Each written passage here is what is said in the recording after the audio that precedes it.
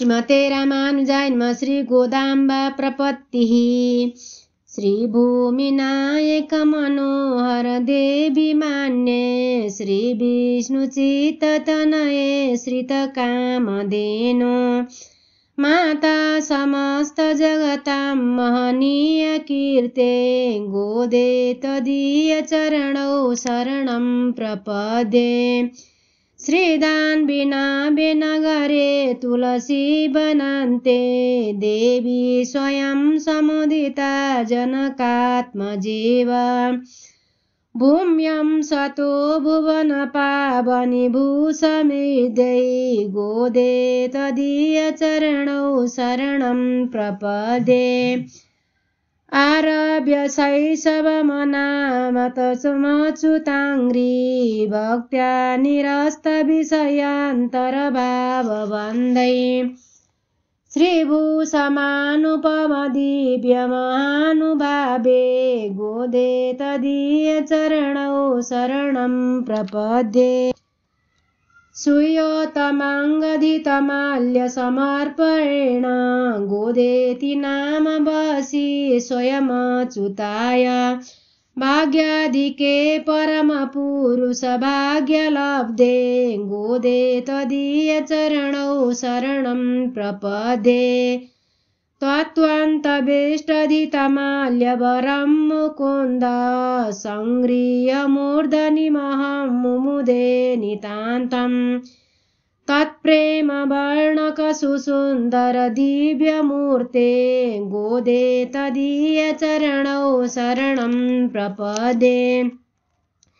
श्रीनन्दगोपसुत सुन्दर दिव्यदेह भोगविलासकृतपूर्णचरित्रभासे कल्याणी लब्ध यदुनन्दन भोगपूर्णे गोदे तदीय चरणौ शरणं प्रपद्ये। श्रीमशठारि मुनिसक्त प्रीतित्वभावे नाथादियामुनयतीश्वर पूज्यपादे। सौरेः पदाब्ज परमभक्तिमतां शरण्ये गोदे तदीय चरणौ शरणं प्रपद्ये। त्वत्सूक्तिसिद्धममलं परमाण्यमग्र्यं हयङ्गभीनविभवसुन्दरभावेऽपि दातुं तथैव पतिमेव मलं च कर्तुं गोदे तदीय चरणौ शरणं प्रपद्ये।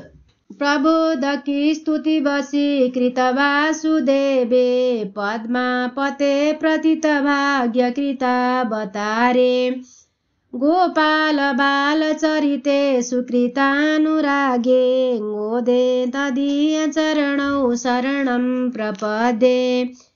कारुण्यपूर्ण हृदये कमलासहाये भक्तप्रिय परम पावन वाग्विहारे श्रीभट्टनाथ कुलमङ्गलदीपरेखे गोदे तदीय चरणौ शरणं प्रपद्ये।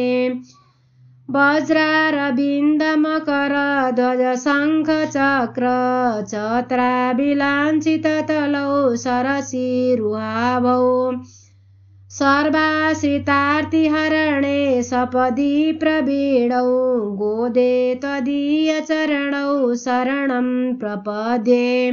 सौशील्यकान्ति समताश्रितवत्सलत्व सौहार्ददन्तमुख सद्गुणराजिपूर्णे पुण्ये पुराङ्नि पुरुषोत्तमहिदवीते गोदे तदीय चरणौ शरणं प्रपद्ये।